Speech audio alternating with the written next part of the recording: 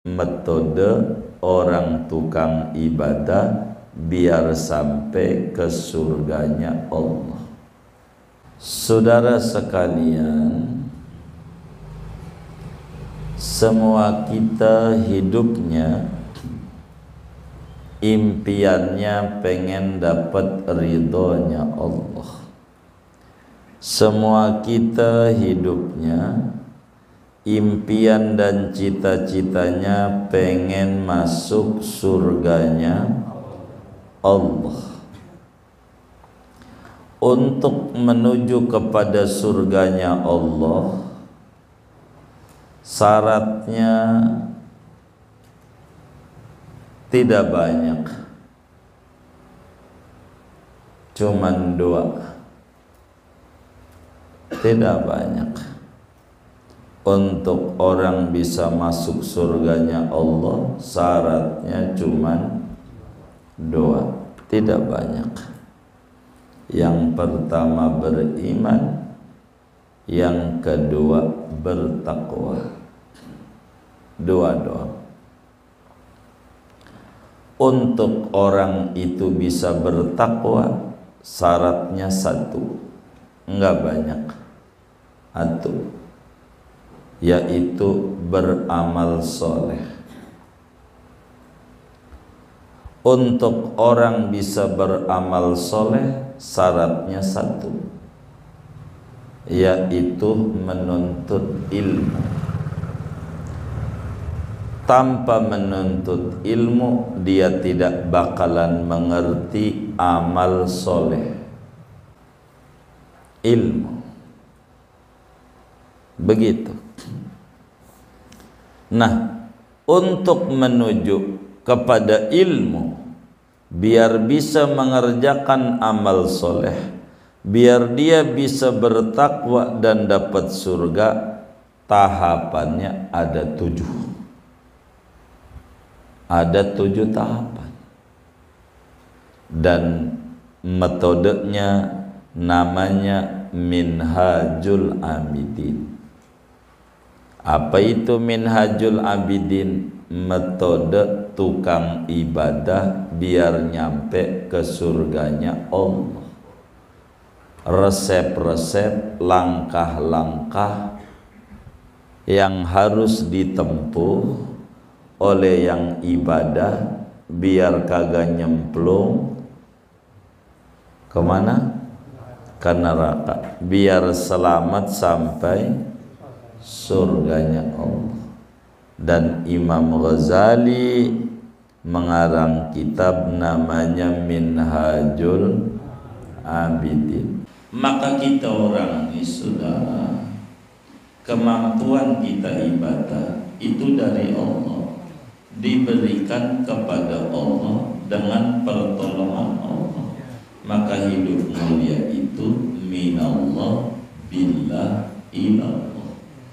Itulah hidup mulia. Tanpa itu kita sulit untuk menuju ke sana. Maka kita kuncinya ngaji. Tidak ada cara. Sebab dengan ngaji akan lulus kala diuji. Dengan ngaji tidak akan jumawab kala dipuji. Ngaji begitu. Karena segala kita ini tanpa pertolongan Allah tidak bisa. Semuanya berkat pertolongan Allah. Termasuk kita ngaji pun pertolongan Allah. Tanpa pertolongan Allah enggak bisa. Ada 7 tahapan, ada 7 lantai yang harus dilalui menuju rooftop paling tinggi. Itu 7 lantai. Bentuknya nanjak. Nggak bisa loncat ke lantai 5, nggak bisa.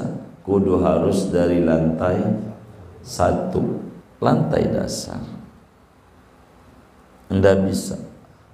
orang pengen dapat ridho Allah, orang pengen sampai ama Allah, kudu ada 7 lantai.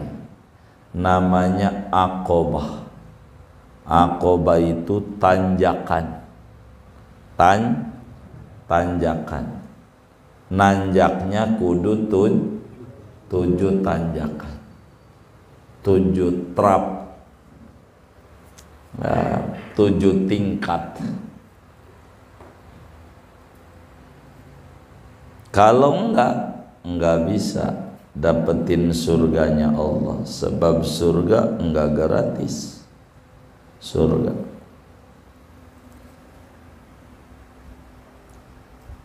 tahapan yang mendasar ngaji, enggak ada lagi. Namanya tanjakan ilmu, namanya aqabatul ilmi. Kudu ngaji. Ngaji apa? Macam-macam. Ini ngaji dulu, ilmu dulu. Yang tertingginya ilmu tentang Allah dan ilmu tentang diri. Ini yang paling tinggi. Dia harus kenal Allah, dia harus kenal diri.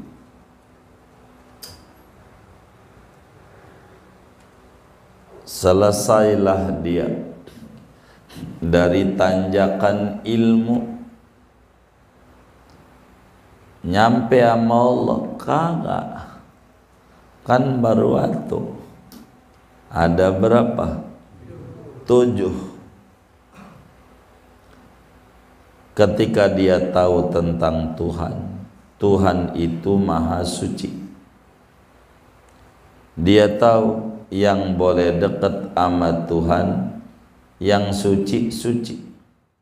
Dzalika rajulu, adapun tiap-tiap kamu, dzalika rajulu, yaitu laki-laki tersebut, bihadzal hadisi, mendengar dengan ini hadis, al-azimi nab'uhu, yang besar oleh beritanya, al-kabiri khataruhu, yang besar oleh bahayanya, al-alimi atharuhu, yang pedih oleh bekasnya, alladzi tatiru lahul uqulu, yang terbang karena lantaran hadis ini oleh akal. Al-qulubu dulu ya. Alladzi tatiru, yang terbang karena lantaran hadis ini, al-qulubu oleh hati, wa tahiru lahul uqulu, dan tercengang karena lantaran hadis ini oleh akal, wa tadhiqu min hamlihi suduru, dan picik daripada menanggung ini hadis oleh dada, wa tajza'u li haulihin nufusu, dan gundah bagi kedahsyatan ini hadis oleh jiwa.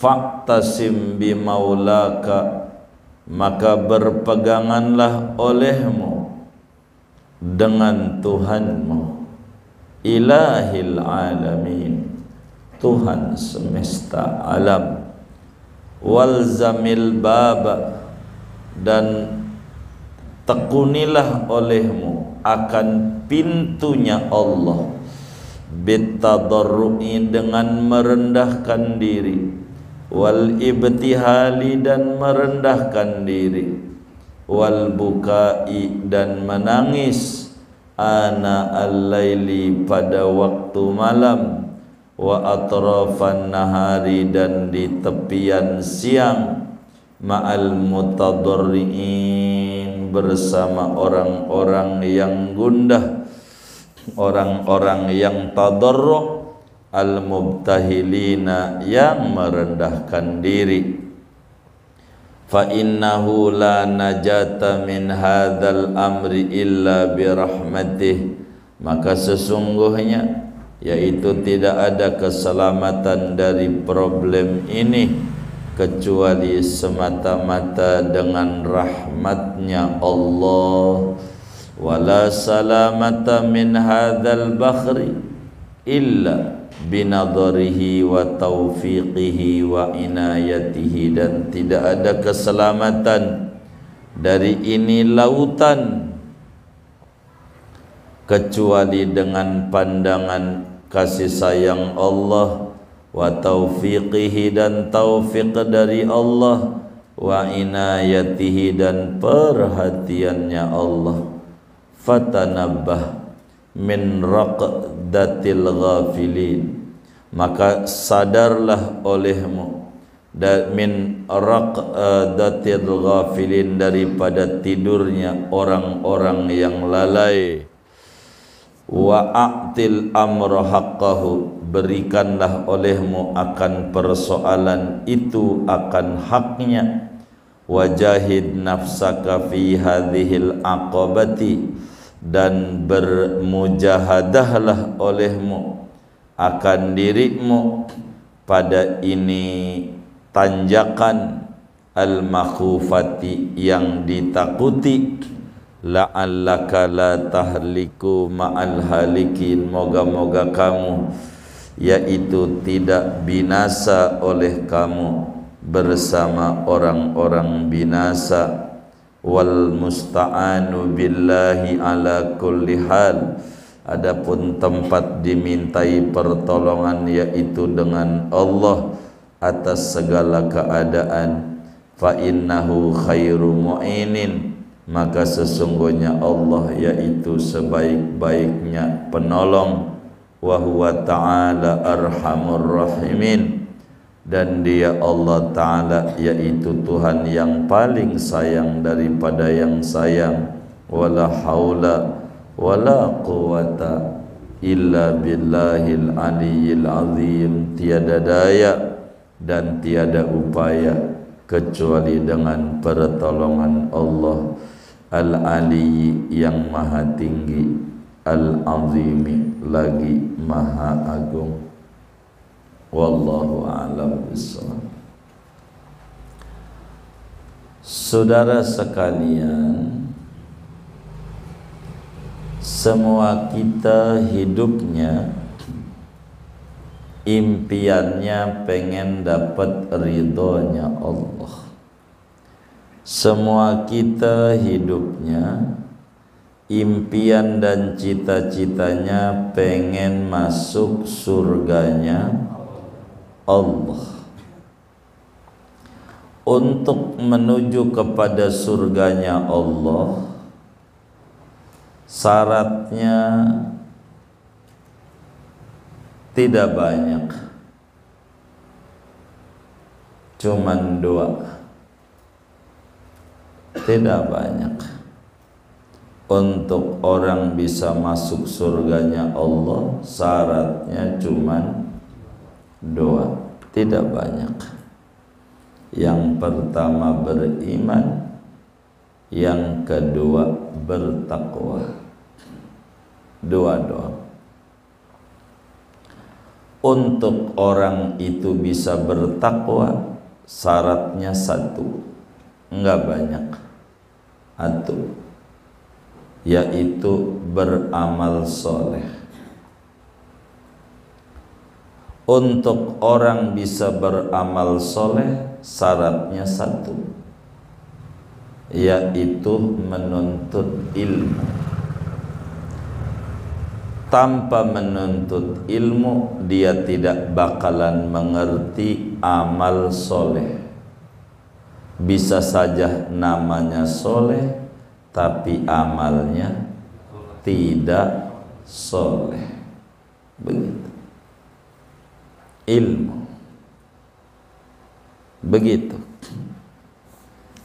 Nah, untuk menuju kepada ilmu biar bisa mengerjakan amal soleh, biar dia bisa bertakwa dan dapat surga, tahapannya ada 7. Ada 7 tahapan. Dan metodenya namanya Minhajul Abidin. Apa itu Minhajul Abidin? Metode tukang ibadah biar nyampe ke surganya Allah. Resep-resep, langkah-langkah yang harus ditempuh oleh yang ibadah biar kagak nyemplung kemana? Ke neraka, biar selamat sampai surganya Allah. Dan Imam Ghazali mengarang kitab namanya Minhajul Abidin. Apa Minhajul Abidin? Metode orang tukang ibadah biar sampai ke surganya Allah. Ternyata ada 7 tahapan, ada 7 lantai yang harus dilalui menuju rooftop paling tinggi. Itu 7 lantai, bentuknya nanjak. Nggak bisa loncat ke lantai 5, nggak bisa, kudu harus dari lantai 1, lantai dasar. Nggak bisa. Orang pengen dapat ridho Allah, orang pengen sampai ama Allah, kudu ada 7 lantai. Namanya Aqobah. Aqobah itu tanjakan. Tanjakan. Nanjaknya kudu 7 tanjakan, 7 trap,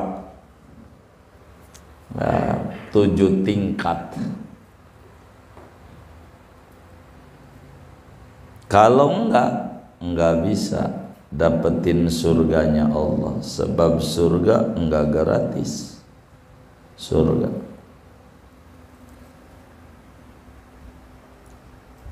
tahapan yang mendasar ngaji, enggak ada lagi. Namanya tanjakan ilmu, namanya Aqabatul ilmi. Kudu ngaji. Ngaji apa? Macam-macam. Ini ngaji dulu, ilmu dulu. Yang tertingginya ilmu tentang Allah dan ilmu tentang diri. Ini yang paling tinggi. Dia harus kenal Allah, dia harus kenal diri.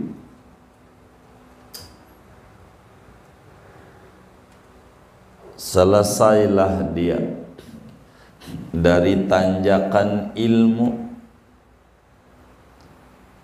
nyampe sama Allah kagak. Kan baru waktu. Ada berapa? 7. Ketika dia tahu tentang Tuhan, Tuhan itu maha suci. Dia tahu yang boleh dekat sama Tuhan, yang suci, begitu. Yang dekat, begitu. Dicontoh, ada mimpin putih, maka yang boleh juga nerusin yang rambutnya putih. Jangan dicatat, direkam lagi, rada keriput dikit. Jadi Allah itu suci, maka ketika faham tentang Allah suci, ngukur dirinya berlumuran air got, berlumuran kotoran. maka nggak bisa si kotor dekat dengan si suci. Si kotor biar dekat sama yang suci, ora bisa. Nggak bisa nyampur. Yang kotor nih, maka kudu tahapan kedua, namanya tanjakan taubat. Kudu taubat dulu. Apa taubat? Mandiin jiwa, biar jiwanya bersih. Kenapa punya mulut kagak bisa baca sholawat ama Nabi? Karena mulutnya belum bersih. Kenapa punya mulut baca Quran aja seain kurang mau? Kenapa punya mata lihat Quran seain aja dalam 24 jam ora keburu? Padahal lihat Piala Dunia belumnya juga udah nongkrong. Ngapa itu?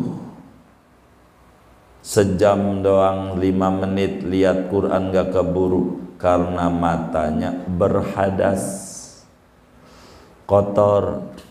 Dilarang sama Tuhan, yang kotor kagak boleh lihat kitab suciku karena kau tak suci. Begitu. Maka kudu nanjak kepada tahapan taubat. Taubat ada aturannya, ada rukunnya, ada syaratnya. Taubat harus jelas. Bukan sholat sunnah taubat, judulnya aja sholat sunnah, dikerjakan dapat pahala, ditinggalin enggak ngapa. Taubat mewajib, ada aturannya. Dosa apa? Kalau dosanya pernah mabok, bagaimana taubatnya? Kalau dosanya berzina, bagaimana taubatnya? Kalau dosanya bunuh orang, bagaimana tobatnya? Kalau dosanya menggibah, bagaimana tobatnya? Kalau dosanya dengki, bagaimana tobatnya? Kalau dosanya ngambil barang orang, bagaimana tobatnya? Kalau dosanya darmaji dahar bakwan 5 ngaku hiji di kantin, bagaimana tobatnya? Kalau dosanya naik kereta dari Bayaran ke Rangkas di atas biar nggak bayar, bagaimana tobatnya? Kalau dosanya naik metro mini, pura-pura tidur waktu ditagih oleh kondektur, dia ke depan dia turun, bagaimana tobatnya? Ini diatur, enggak sama. Enggak sama. Kalau dosanya judi, bagaimana? Ini beda-beda. Sebab beda pasal, beda hukuman. Beda undang-undang, beda aturan, enggak sama. Istighfar lah bukan, itu bukan taubat, diatur, namanya tahapan taubat. Kalau dosanya ninggalin puasa Ramadan, bagaimana? Kalau dosanya ninggalin sholat, bagaimana? Diatur, namanya aqabatut taubah. Aqabatut taubah.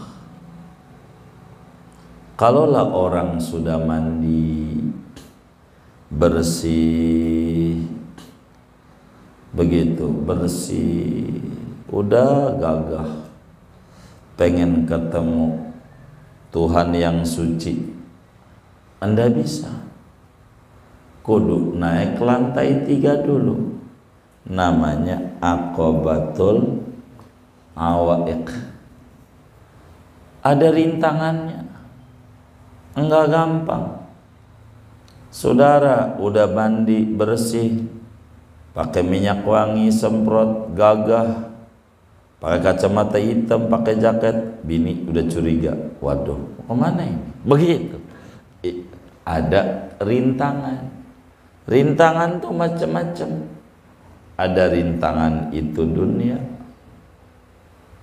ada rintangan itu makhluk, duit gitu, makhluk manusia. ada rintangan itu setan, ada rintangan itu nafsu. Dia harus kenali ini bisikan dari Allah apa dari nafsu, dari malaikat apa dari setan. Dia harus paham. Kalau enggak, dia enggak bisa nyampe. Begitu namanya aqobatul awaiq. Itu aqobatul awaiq.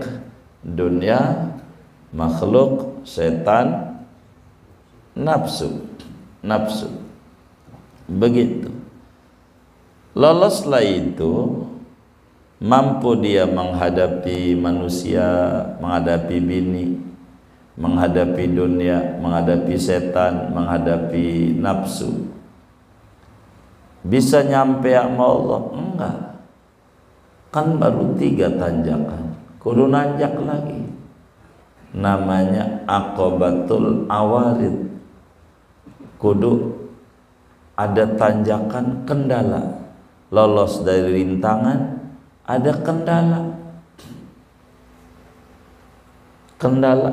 Demen-demen yang ngaji, ya Allah, ora gablek duit, lah kan bensin ora ada, nggak jadi ngaji lagi.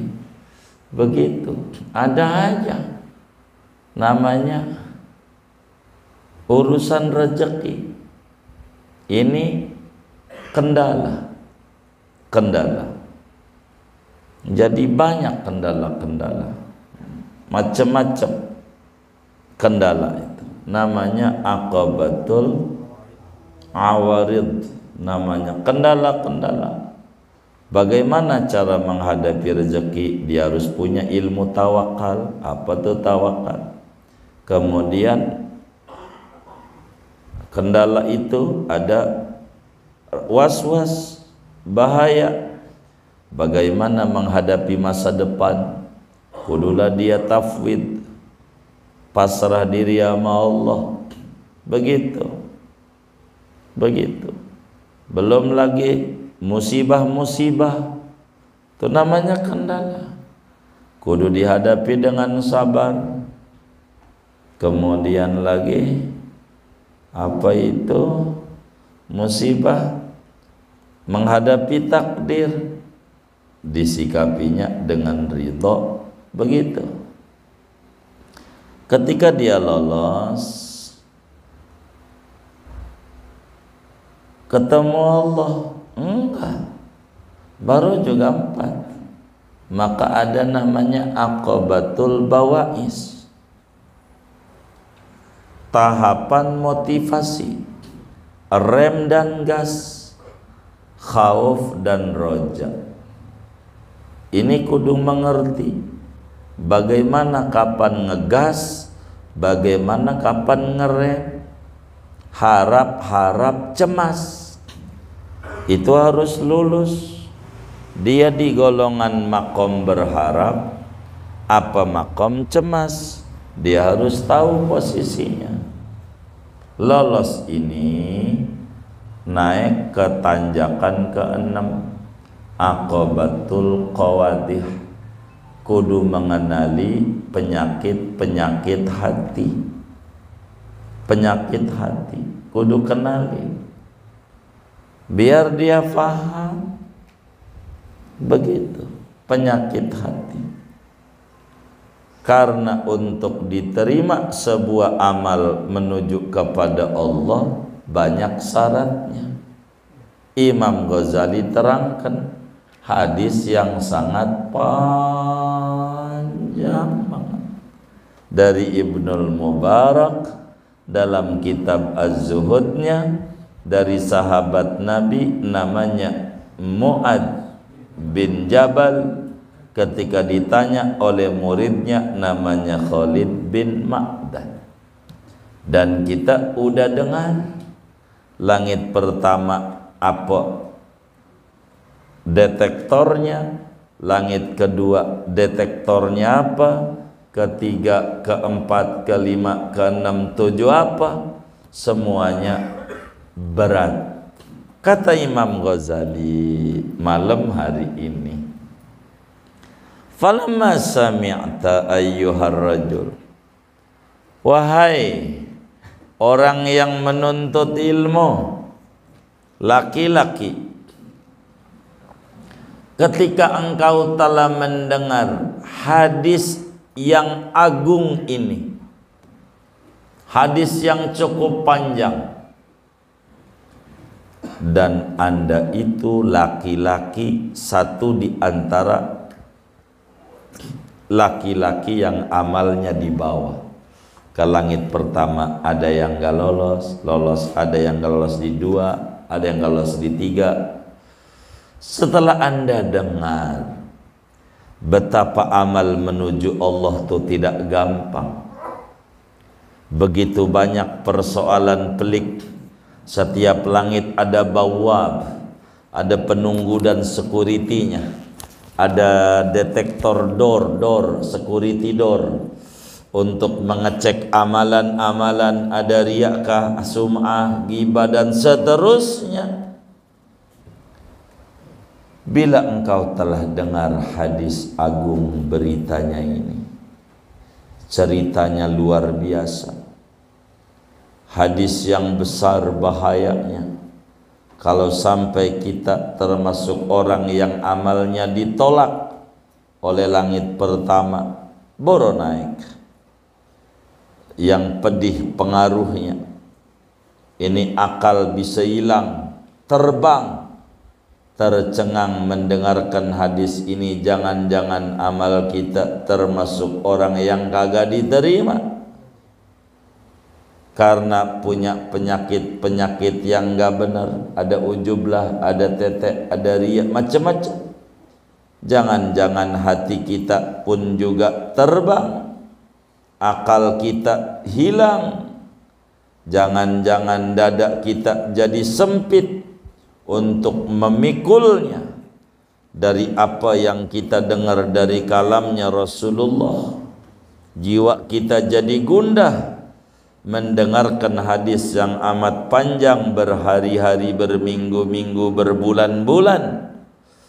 Kata Imam Ghazali, bila kau telah dengar hadis ini dan bagaimana Mu'adz bin Jabal memberikan alasan kepada Rasulullah, dan Rasulullah sallallahu alaihi wasallam memberikan jawaban kiat-kiatnya supaya lolos daripada ujian-ujian langit demi langit pada amalan harian, maka tak ada cara sebagai hamba yang lemah, fa'tasim bi maulaka.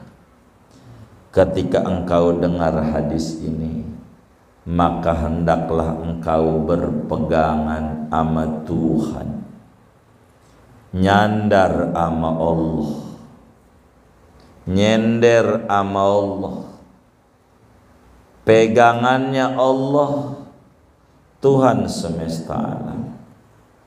Pegang sama Allah lewat pintu Allah, Rasulullah sallallahu alaihi wasallam. Siapa kita?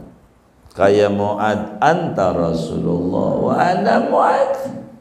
Engkau seenak Rasulullah lah, siapa gue Mu'adz? Mu'adz mudah bila diberi taufik oleh Allah. Maka kita pun juga minta taufik sama Allah. Fa'tasim bi maula, meminta perlindunganlah engkau kepada Tuhan, minta dilindungi oleh Allah. Walzamil bab, tekuni, lazimkan pintu kasih sayang Allah. Lewat pintu Allah biar tenang. Al-Quran bilang, ala bidzikrillah tatma'innul qulub. Zikrillah tuh nama lain Nabi Muhammad sallallahu alaihi wasallam, ada di Dalailul Khairat. Zikrullah, nama Nabi. Maka kata Imam Mujahid, ketahuilah, dengan menyebut Nabi Muhammad hati jadi tentram, Ala bidzikrillah, ketahuilah dengan Nabi Muhammad yang nama lainnya zikrullah, tatmainnul qulub, hati jadi tentram. Lazimi pintu Allah. Tidak ada pintu menuju Allah kecuali lewat pintunya Nabi Muhammad. Caranya bitador, DP kata orang Jawa, berdoa merendah ama Allah, ta'alluq ama Allah. Siapa kita, minta biar diterima. Caranya banyak nangis kalau malam. Alhamdulillah belakangan malam nangis, jagoannya kalah.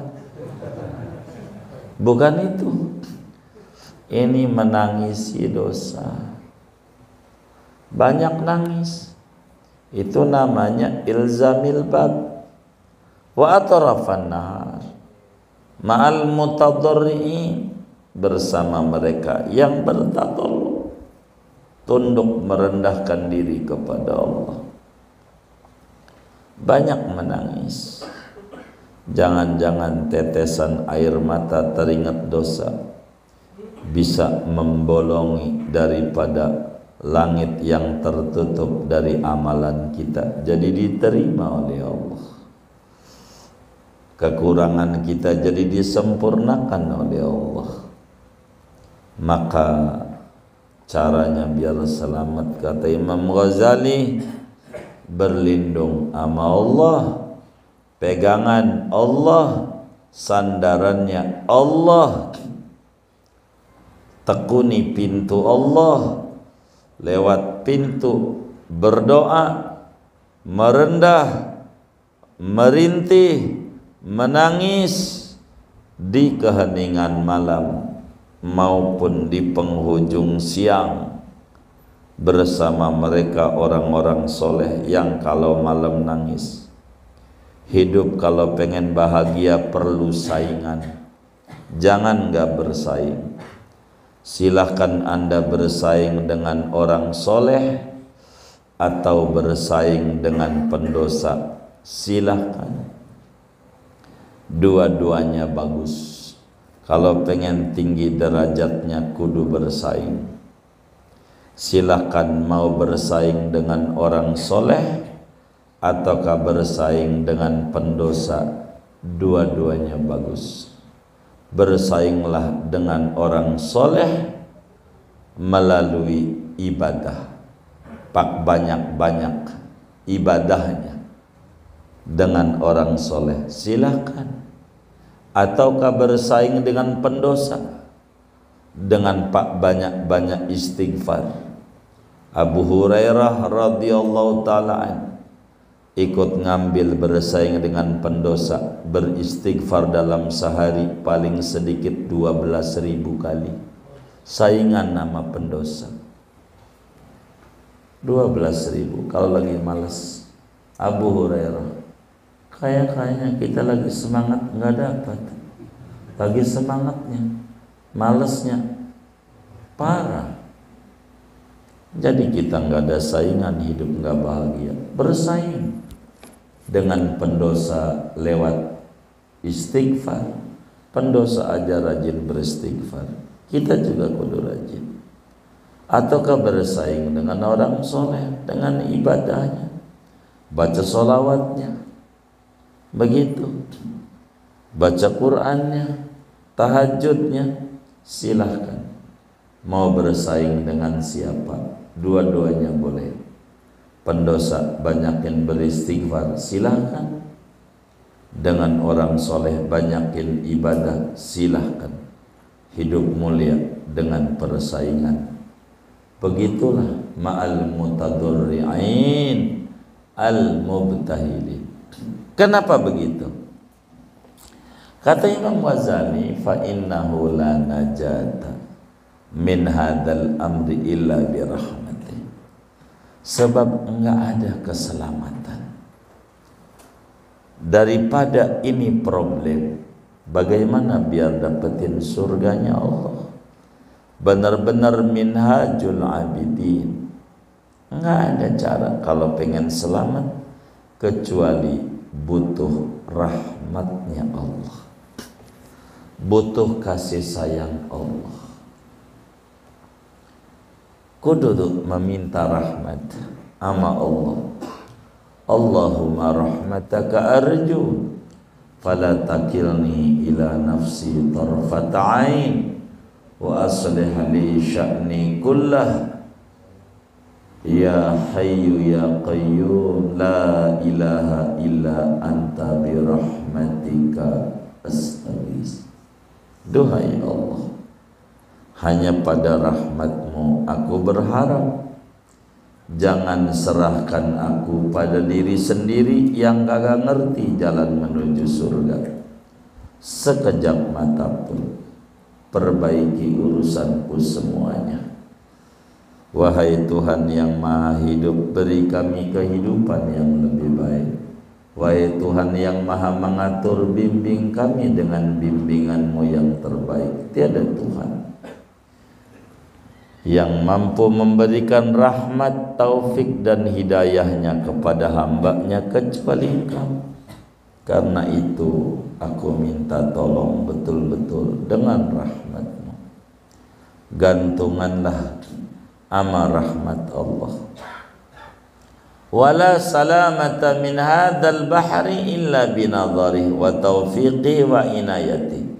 Tidak ada keselamatan dari mengarungi lautan ini kecuali kalau pengen selamat kudu dapat pandangan kasih sayang Allah, taufik dari Allah, perhatian Allah, barulah dia selamat. Siapa kita?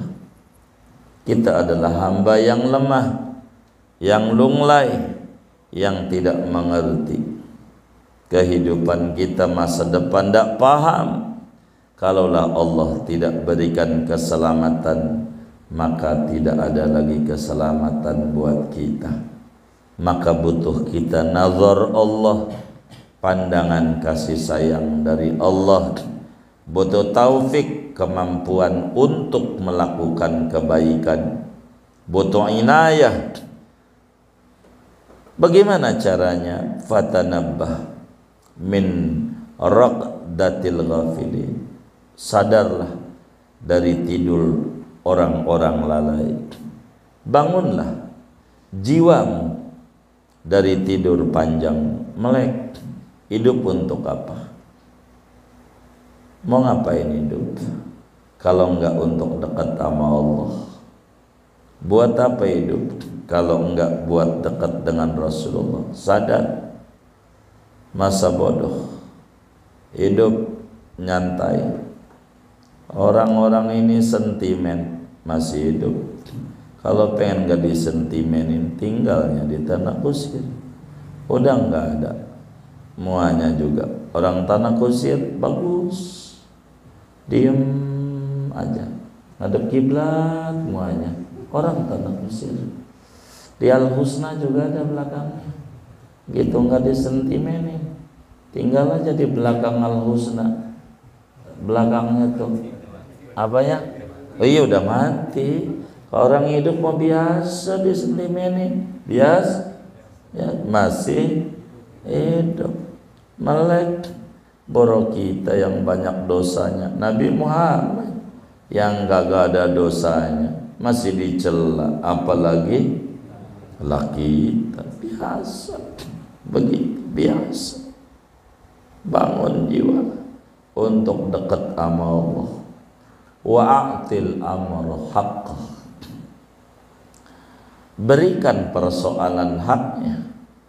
Semuanya masing-masing ada aturannya, ada hak masing-masing. Bagaimana ngadepin langit pertama diatur, bagaimana biar lolos dari langit kedua amalannya diatur, bagaimana ngadepin langit ketujuh riya diatur. Muanya ada, masing-masing ada jalannya. Jangan kebalik-balik, tapi ngatur diri. Bagaimana caranya supaya kita lolos? wajahid nafsaka fi hadil aqabah. Anda kudu berjuang melawan hawa nafsu angkara murka biar lolos dari tanjakan ke-6. Apa tanjakan ke-6? Aqabatul qawadih, tentang akhlak-akhlak tercela dalam hati. Ini kudu dibersihin, karena akhlak tercela dalam hati itu namanya sabang-sabang, namanya kabang-kabang, sampah. Akhlak baik buffet, apalagi ya guci, lemari, kursi, sofa, enggak menarik ditaruhin sofa kalau masih kotor, buang dulu. Dan kita kudu bisa lolos dari tahapan ini, belajar bersihin hati dikit demi dikit, belajar agar supaya kita menjadi orang benar. Bila ini lolos tahapan yang ke-6, masih ada tahapan ke-7, hidup penuh kesyukuran. Bersyukur kalau dapat musibah, bersyukur apanya, dan nanti tahapan syukur di depan. Kita belum, masih ngomongin tahapan ke-6, aqabatul qawadih, hal-hal yang virus di hati. Kita kudu benar-benar berjihad. Bagaimana biar kita tidak dengki, tidak ujub, tidak kibir gitu, dan seterusnya. La'allaka la tahliku ma'al halikin. Doa kami, moga engkau kalau terus mujahadah, kata Imam Ghazali, engkau tidak binasa bersama mereka yang binasa. Moga engkau selamat, lolos sampai impianmu terwujud, dapat surga dan ridhonya Allah subhanahu wa ta'ala. Wal musta'anu billah, minta tolonglah sama Allah dalam segala keadaan. Jangan enggak minta tolong sama Allah. Iyyaka na'budu wa iyyaka nasta'in. Minta tolong sama Allah, sebab tempat kita minta tolong adalah Allah. Allah bisa nolongin kita karena Dia yang nyipta kita dalam segala keadaan. Lagi nggak punya duit, minta tolong sama Allah. Lagi banyak duit, minta tolong sama Allah. Lagi ada nikmat, minta tolong sama Allah. Lagi dapat musibah, minta tolong sama Allah dalam segala keadaan. Jangan jauh-jauh dengan Allah. Fa innahu khairu mu'in. Allah itu sebaik-baik pemberi pertolongan. Yang bisa nolongin kita adalah yang nyiptain kita. Maka jangan jauh-jauh dengan Allah. Banyakin berzikir, banyakin ngaji supaya kita jadi benar. Kadang ngaji juga kita tergelincir, apalagi lah kita tidak ngaji. Kalau nggak ngaji bisanya nyalahin mulu. Emang juga nyalahin, mah nggak perlu ngaji. Perlu ngaji nggak? Kagak. Ngebenerin yang susah, ngaji aja masih susah, begitu.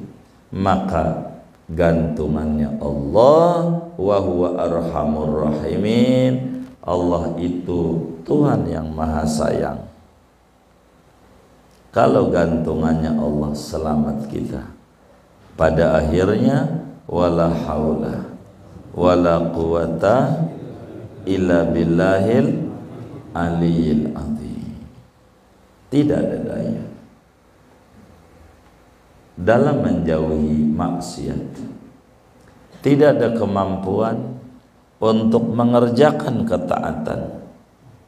Bila ada kemampuan itu murni illa billahil azim, murni pertolongan Allah yang tinggi, yang agung.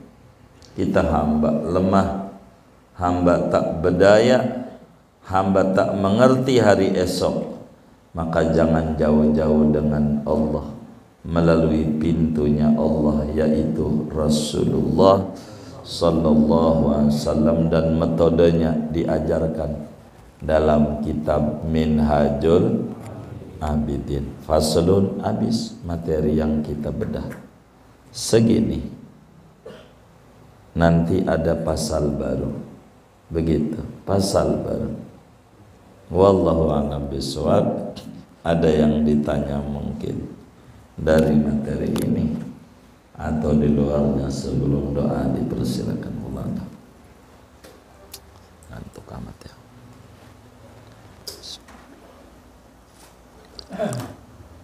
Hadirin yang berbahagia, kalau kita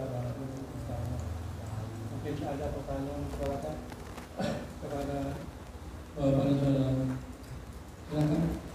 Masalah yang berkaitan dengan mengerti, kalau mengerti tanyalah, jangan malu. Silakan. Udah paham?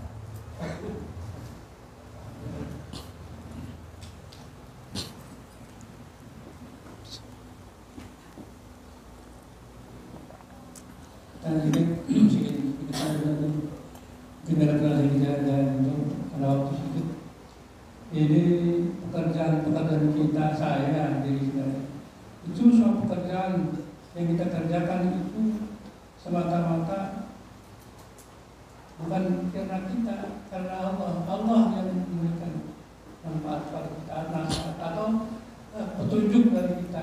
Jadi segala amal ibadah kita itu semata-mata karena Allah saja, bukan itu saja. Ya, bukan kita bukan kita bisa, itu Allah yang urusan. Itu begitu. Betul. Iya. Jadi kita orang itu laksana roda. Selama digoes pedalnya, roda itu muter. Maka digoes itu namanya taufik. Maka ada taufiklah dari Allah, maka kita bisa ibadah. Maka manusia makhluk lemah. Begitu makhluk lemah. Dan kata teman saya, lemah itu bahasa Jawa, bahasa Indonesianya tanah. Berarti kita ini makhluk yang asalnya dari tanah. Tanah itu beda-beda sifatnya.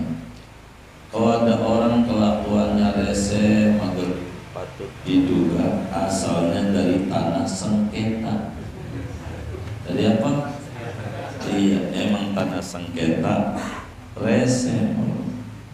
Kalau ada orang pimplang, pola pikirnya pimplang, goyang-goyang, itu patut diduga asalnya dari tanah urugan.